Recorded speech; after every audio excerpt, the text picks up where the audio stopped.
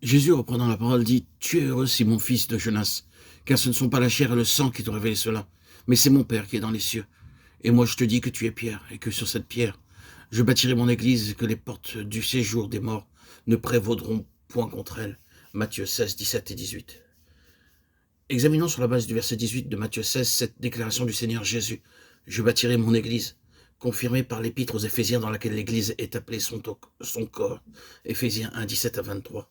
Nous sommes tous appelés à édifier cette maison spirituelle qui doit contenir sa parole et sa plénitude éternelle.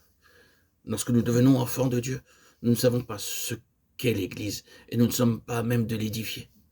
Selon 2 Pierre chapitre 1 verset 4, lesquels nous assurent de sa part les plus grandes et les plus précieuses promesses, afin que par elles vous deveniez participants de la nature divine. Nous devenons participants de la nature divine et toute l'œuvre de Dieu dans notre vie et en relation avec sa propre nature, c'est la pensée dominante dans toute la Bible. Par nature, il faut entendre la constitution même de Dieu, c'est-à-dire sa façon d'agir, de penser, de s'exprimer. Et le but de Dieu, c'est de nous conformer à lui-même. Pourquoi et comment savons-nous que nous sommes différents de lui?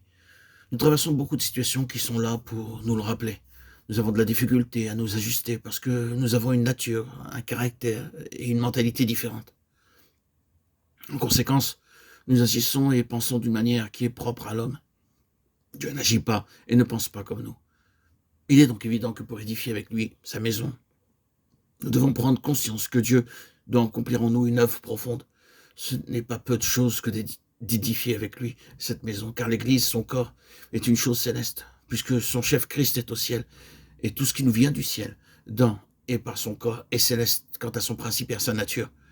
Il y a donc une raison fondamentale pour laquelle Christ s'est fait baptiser. Pourquoi Dieu nous fait-il participants de sa nature? Examinons ce que nous dit le livre de la Genèse à ce propos selon le chapitre 1, verset 26. Dieu dit, faisons l'homme à notre image, selon notre semblance. Et au verset 27, Dieu créa l'homme et la femme. Dieu a créé l'homme d'après lui-même, pour qu'il soit amené à l'état de fils. Dieu ne voulait pas seulement un homme, mais aussi un fils, et par extension, des fils.